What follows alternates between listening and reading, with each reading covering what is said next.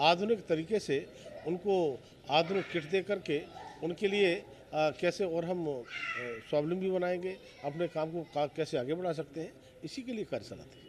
कांग्रेस तो ये भी लगातार इसी तरह के कार्यक्रम चला रही है पिछड़ों को लेकर के, तो क्या लगता है कि भारतीय जनता पार्टी को देख कर ये कर रहे हैं, या इनका ये भी कहना है कहीं ना कहीं कि भारतीय जनता पार्टी हमको देख के इस तरह के कार्यक्रम करती है? देखिए, दूसरी पार्टियों के लोग पिछड़े वर्ग की बात कर सकते हैं, लेकिन काम कभी किया नहीं।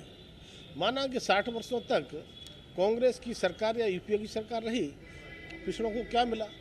मैं कह सकता हूँ गरीब कल्याण योजनाओं के माध्यम से आज चाहे गरीबों के लिए 4 करोड़ पक्के आवास हों, चाहे उज्ज्वला योजना के अंतर्गत 9 करोड़ 60 लाख उज्ज्वला गैस के कनेक्शन हो, चाहे 12 करोड़ से ऊपर शौचालय नहीं टॉयलेट हो, चाहे हर घर जल से नल की व्यवस्था हो, या आयुष्मान भारत कार्ड।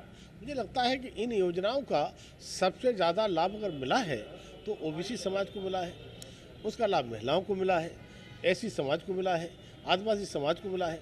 इसलिए ये लोग दूसरी पार्टियों को केवल कहते हैं, लेकिन भारतीय जनता पार्टी और हमारी केंद्र की सरकार करती है।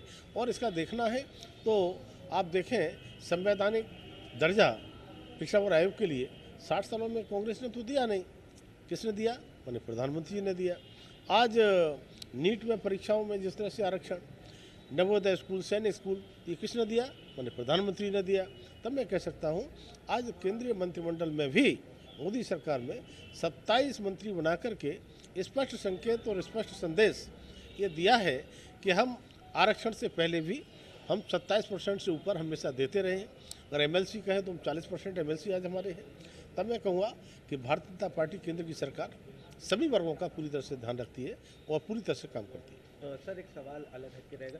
राहुल गांधी को भारतीय जनता पार्टी की बी टीम बताया और ये भी कहा उन्होंने अपनी अमेठी की सीट भारतीय जनता पार्टी को गिफ्ट कर दी, तो क्या लगता है इस तरह के बयानबाजी विपक्ष जहां एक दूसरे के ऊपर बीजेपी के साथ होने का आरोप लगा, ये नूरा कुश्ती लड़ने का काम करते हैं। भारतीय जनता पार्टी है वो स्पष्ट, और मैं तो कहूँगा कि कांग्रेस का जिस तरह से हमने 2019 में यह सफाया करने का काम किया है, एक बीज के लिए एक सीट कांग्रेस की रह गई है, लेकिन 2024 में हम भाजपा के कार्यकर्ताओं ने संकल्प लिया है कांग्रेस का खाता भी खुलने नहीं देंगे। और केवल कांग्रेस का ही क्यों, किसी का खाता नहीं खुलने देंगे। 80 में से 80 कमल खिलाने का काम करेंगे।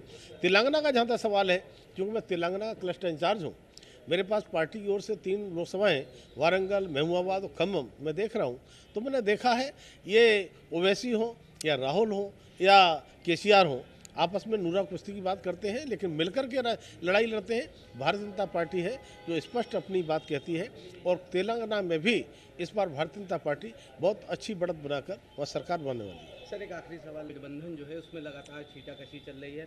आज ही प्रदेश अध्यक्ष उत्तर प्रदेश के कांग्रेस से अजय राय हैं, उन्होंने भी ये बात कही कि हम उत्तर प्रदेश में भी 80 की 80 सीटों से चुनाव लड़ेंगे। वहाँ समाजवादी पार्टी कहती है हम कांग्रेस के साथ मिलकर चुनाव लड़ना चाहते हैं। कहीं ना कहीं ये खटास दिखती हुई पहले इंडिया गठबंधन में नजर आ रही है। देखिए, एक कहावत है, कहीं की ईंट कहीं का रोड़ा, भानुमती ने कुनबा जोड़ा। इनकी कोई विचारधारा मेल खाती नहीं है।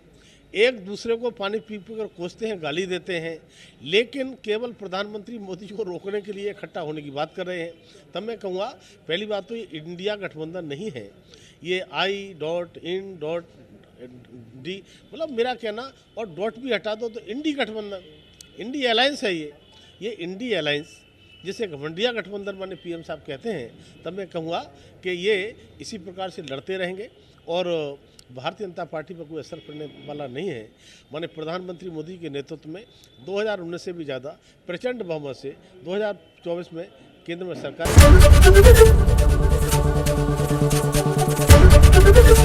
एबीपी गंगा, खबर आपकी, जुबान आपकी।